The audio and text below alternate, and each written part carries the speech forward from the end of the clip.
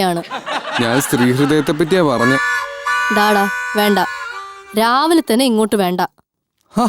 ഞാൻ ഉടക്കാൻ പറഞ്ഞല്ല പാറു. നീ കണ്ട സാജന്റെ പ്രണയമല്ല യഥാർത്ഥ പ്രണയം. സാജനെ പോലെ ബാക്കിയുള്ളവരെ കാണുകയും ചെയ്യരുത്. ശരി, കാണുന്നില്ല. പക്ഷെ ഇനിയൊരു റൊമാൻസ് എന്റെ ലൈഫിലുണ്ടാവില്ല. പാറു, നീ അങ്ങനെ കട്ടിയായി തീരുമാനം എടുക്കല്ലേ. അത് ബാക്കിയുള്ളവർക്ക് എത്ര വേദന ഉണ്ടാക്കും നിനക്ക് അറിയോ? എന്റെ തീരുമാനം കാരണം മറ്റുള്ളവർ എന്തിനാ വേദനിക്കുന്നേ? സ്നേഹമുള്ളടത്ത് ആത്മാർത്ഥതയും, ആത്മാർത്ഥത ഉള്ളടത്ത് വേദനയും, വേദന ഉള്ളടത്ത് ഞാനും, ഞാനുള്ളടത്ത് നീയും വേണമെന്ന് ആലോചിക്കുന്നത് തെറ്റാ? പറ പാറു, തെറ്റാ? വാട്ട്? എന്താ പറഞ്ഞേ? അതാ ഞാൻ പറഞ്ഞ. ഇതൊന്നും മനസ്സിലാക്കാത്തതായിരുന്നു നിന്റെയും സാജന്റെയും പ്രശ്നം. എന്നെങ്കിലും എല്ലാം മനസ്സിലാക്കുന്ന ഒരാൾക്ക് ചാൻസ് കൊടുക്ക് പാറു. നീ ആർക്ക് അവസരം കൊടുക്കുന്ന കാര്യമായി പറയുന്നേ? അതിലേക്കാ ഇപ്പം പറഞ്ഞു വരുന്നത്. സാജനാണെങ്കിലുള്ള ജീവനം കൊണ്ട് ഓടി രക്ഷപ്പെട്ടു. അല്ല, പോയി, ഇനി വരില്ല. എല്ലാം മനസ്സിലാക്കുന്ന ഒരാൾക്ക് ചാൻസ് കൊടുത്തൂടെ? അതാരാ? അതാരാ? സാറേ ആയിരിക്കും. എന്തെങ്കിലും മറന്നു വെച്ച് കാണാം, പണ്ടാരം. അന്നേരം അബദ്ധം പറ്റിയതാ, മെയിലിൽ ആവർത്തിക്കില്ല, സോറി. നന്നായി.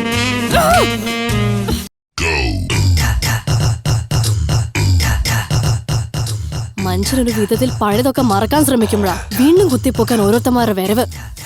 അവൻ പുറത്തു നിൽക്കുന്നുണ്ടോ? എനിക്കറിയത്തില്ല. അങ്ങനെയൊന്നും ഊരിപ്പോകുന്ന സാധനമൊന്നുമല്ല അവൻ. അവിടെ കാണും. നീ ഒരു പുതിയ ജീവിതം തുടങ്ങാന്ന് വിചാരിച്ചിരിക്കുമ്പോഴല്ലേ അവൻ കയറി വന്നത്? ആരും ഇവിടെ പുതിയ ജീവിതം തുടങ്ങാൻ പോകുന്നില്ല. പക്ഷെ ഈ നാശം പിന്നെയും എന്റെ പുറകെ വരാനുള്ള പരിപാടിയാന്ന് തോന്നുന്നു. അവൻ ഇത്രയ്ക്ക് ധൈര്യം. നീ വേണ്ടാന്ന് പറഞ്ഞാൽ അതിനർത്ഥം വേണ്ടാന്ന് തന്നെയാ. അവൻ അതിനർത്ഥം ഞാൻ മനസ്സിലാക്കി കൊടുക്കാം. അയ്യോ വേണ്ട വേണ്ട വേണ്ട, തല്ലൊന്നും വേണ്ട. എത്ര വന്നാലും ശരി, ഇത്രയും പാടില്ല. വന്ന് വീട്ടിൽ കയറിയിട്ടാ പ്രേമിക്കുന്നു. അവൻ പ്രേമം. ഒരു യഥാർത്ഥ കലാകാരനായി നീ തന്നെ പറ. നഷ്ടപ്പെട്ടു പോയ നായികയെ വീണ്ടെടുക്കുന്നവനല്ലേ യഥാർത്ഥ നായകൻ? ഒരു സിനിമയിലാണെങ്കിൽ ഒരു സീൻ ഉണ്ടായതെങ്കിൽ ഒരു നായകനായി നീ ഇങ്ങനെയല്ലേ ചെയ്യാ? പറ. ഒരു സൂപ്പർ ഡൂപ്പർ മെഗാസ്റ്റാർ ആവണ്ട നീ തന്നെ പറ. സാജ, ഞാൻ നിന്നെ നന്നായി ഒന്ന് കണ്ടോട്ടെ. അത്രയും കാലം ഇങ്ങോട്ടേക്കുള്ള വഴിയൊക്കെ മറന്നുപോയോ? മറന്നോന്ന് ചോദിച്ചപ്പോ എന്താ പറയാ? ഈ വയലപ്പള്ളിയിലേയും തിരിയുമ്പോ ആദ്യത്തെ വഴി തിരിയണോ രണ്ടാമത്തെ വഴി തിരിയണോ എന്ന് എപ്പോഴും കൺഫ്യൂഷനാ. എന്നിട്ടിപ്പോ എങ്ങനെ എത്തി? അത് പറ. എങ്ങനെയൊക്കെയോ എത്തി.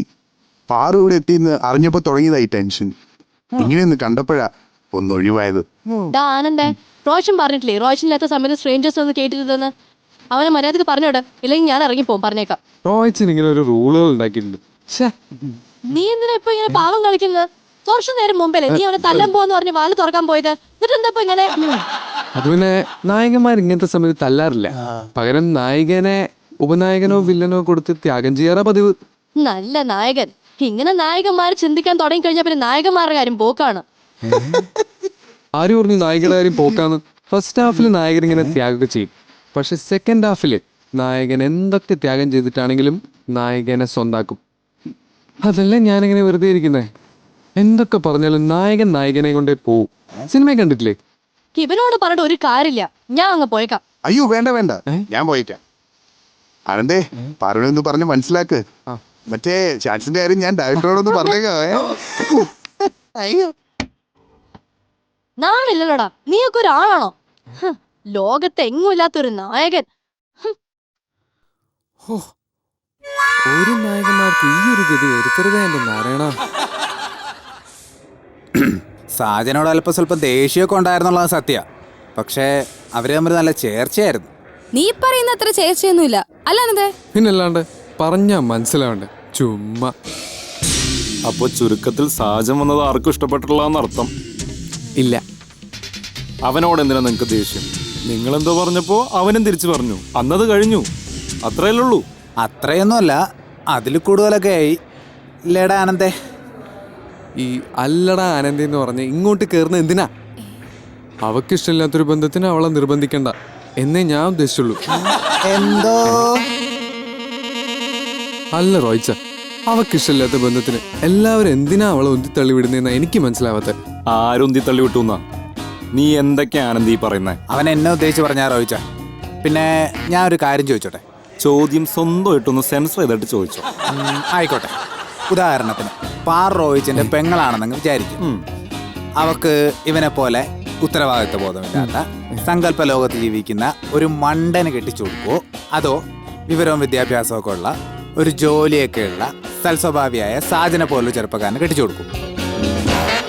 തീർച്ചയായിട്ടും സാജനെ പോലെ ഒരാൾക്ക് ഞാൻ കെട്ടിച്ചു കൊടുക്കും, അത് ഉറപ്പാ. ആ അതെനിക്ക് അറിഞ്ഞാ മതി. നീ പോടാ അവിടെ നിന്ന്. അവൻ മണ്ടനൊന്നുമല്ല, എന്തായാലും നിന്നെക്കാളും ഭേദമാ. ആണല്ലോ. ആണ്. ആ റോയിച്ച, എനിക്ക് ബോട്ട് ജെട്ടി വരെ ഒന്ന് പോയാട്ടുള്ള.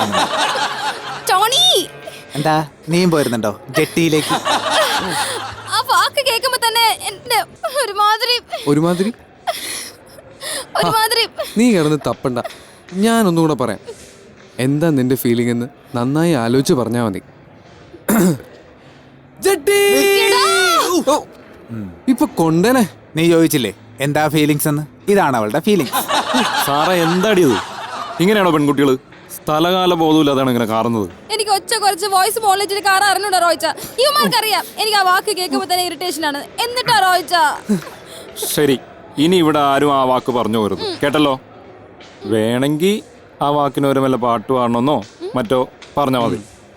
ഇവൾക്കൊന്നാമത് പ്രാന്താന്നറിയാലോ. വെറുതെ അടി വാങ്ങിച്ചു വെച്ചിട്ട് എൻ്റെ അടുത്ത് ഒന്ന് പറയാൻ നിൽക്കരുത്. ടോണി, നിനക്കിന്ന് ബോട്ടിൽ പാടാൻ പോണ്ടേ?